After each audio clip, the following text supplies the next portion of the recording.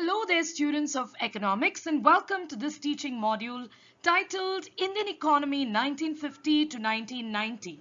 We've already begun this topic and we have studied about what is an economic system, what are the types of economic systems and their features. We went on to learn about what is economic planning and we learned about the goals of planning. Now we will move on to learn about what happened in the sector of agriculture during this period 1950 to 1990. So let's move on. First things first, let us try to answer the question, what was the impact of the first 7 5-year plans on agriculture covering the period 1950 to 1990?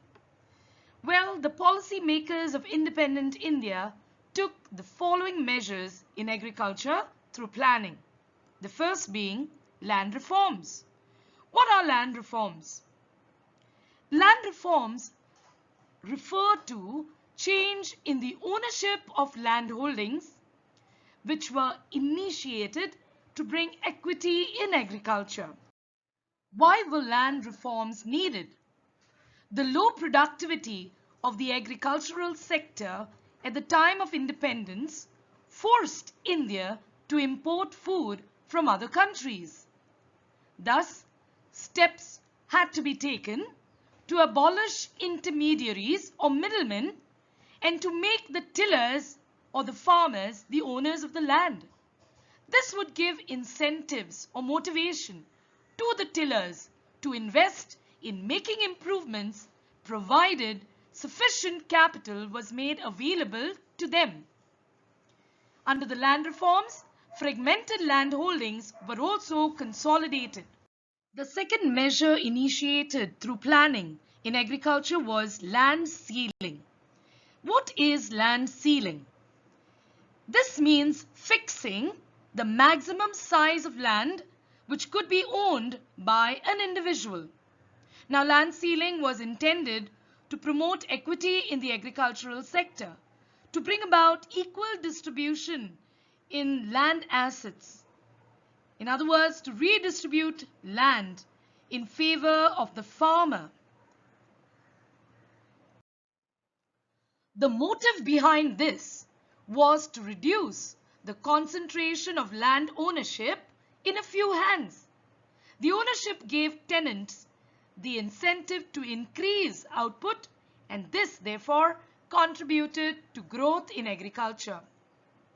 As a result, 200 lakh tenants came into direct contact with the government.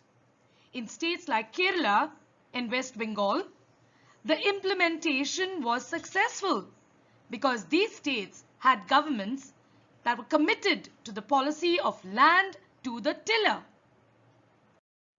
The next impact of planning on the agricultural sector is increase in marketable surplus. What is increase in marketable surplus? The portion of agricultural produce which is sold in the market by the farmers is called marketing or marketable surplus. It refers to the surplus of farmer's output over and above his own farm consumption. For example, marketable surplus of wheat is the difference between the output of wheat and on-farm consumption. So in other words, if the farmer earlier was producing for self-consumption, now with the increase in agricultural production, he would even be able to bring out some of his produce for sale in the market. If a large proportion of the output is consumed by farmers themselves instead of being sold in the market, the higher output will not make a difference to the economy. But if a substantial amount of agricultural product is sold in the market by the farmer, the higher output can contribute to the economy. Example, marketable surplus increased during the planning period 1950 to 1990. The next impact of planning on the agricultural sector was the Green Revolution. Stagnation in agriculture was broken by what is called as the Green Revolution. It refers to large-scale, sustained increase in the production of food grains. This revolution was made possible by using hybrid variety seeds that we call as FiveYear seeds, fertilizers, pesticides, and irrigation facilities. The spread of the Green Revolution technology enabled India to achieve self-sufficiency in food grains, which meant that we did not need to depend on other countries for food anymore. And then we have some general reforms that came about as a result of planning during this period in the agricultural sector, and they were expansion of irrigation facilities, provision of credit, regulated markets and cooperative marketing societies, and the minimum support price policy. Let us study the Green Revolution thoroughly in terms of analyzing the achievements or the benefits of the Green Revolution. The Green Revolution refers to the tremendous increase in agricultural production and productivity that has come about with the introduction of new agricultural technology. Green Revolution transformed the economy of scarcity into an economy of plenty. The Green Revolution in India was first introduced in Punjab, in the fertile tracts of Punjab, in the late 1960s, as a part of a development program issued by international donor agencies as well as the government of India. What are the characteristics of the Green Revolution? It is characterized by the use of FiveYear seeds or high-yielding variety seeds, use of chemical fertilizers, use of insecticides and pesticides for crop protection, scientific rotation of crops, and modernized means of cultivation. What are the benefits of the Green Revolution? How did the Green Revolution benefit the farmers of our nation? Let us see how. The first benefit was it brought about an increase in income. Since the Green Revolution was limited to wheat and rice for quite a number of years, its benefits were enjoyed by wheat and rice growing areas of Punjab, Haryana, Western Uttar Pradesh and Andhra Pradesh. The income of farmers in these states grew sharply. The Green Revolution succeeded in removing rural poverty in these states. The second benefit, it had an impact on social revolution. Along with economic revolution, there was also a social revolution.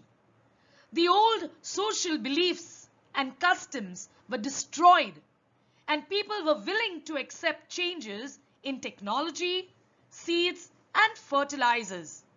The traditional methods of farming were transformed into modern methods of farming. The next benefit, it helped to bring about an increase in employment. The Green Revolution solved the problem of seasonal unemployment to a great extent, because with the possibility of growing more than one crop on a piece of land, more working hands were needed throughout the year. Also, packaged inputs required better irrigation facilities, which raised the employment rate. The next benefit, and the most important, would be that the Green Revolution brought about an increase in food production. The Green Revolution helped in removing continuing food shortages. The high-yielding variety program was restricted to only 5 crops, namely wheat, rice, jowar, bajra, and maize. Commercial crops were virtually excluded from the ambit of the new strategy. Substantial increase in wheat production was noticed In fact, the wheat production increased from 11 million tons in the third 5-year plan to 93.9 million tons in 2011 to 2012. A study on green revolution should not exclude an understanding of what is a subsidy. Subsidy is an economic benefit, direct or indirect, granted by a government to domestic producers of goods or services, often to strengthen their competitive position against foreign companies. Here, it helps farmers to buy high-yielding variety seeds, fertilizers, and other farm inputs. The burden of granting subsidies falls on the government. In this teaching module, we have learnt about the impact of the first 7 5-year plans on agriculture, that is, land ceiling, land reforms, marketing surplus, and the Green Revolution. We learnt about the Green Revolution and its characteristics. We also went to learn about the benefits of the Green Revolution. And lastly, we studied what are subsidies. Before I end my teaching module, I would like to share with you a quote by Thomas Jefferson. He was the 3rd President of the United States of America. Listen to what he says. He says, "Agriculture is our wisest pursuit because it will in the end contribute most to real wealth, good morals, and happiness." How lovely if agriculture can bring this about, and that would lead to the highest good of the citizens of a country, isn't it? So I'll leave you with that thought. Thank you so much for giving me a listening ear.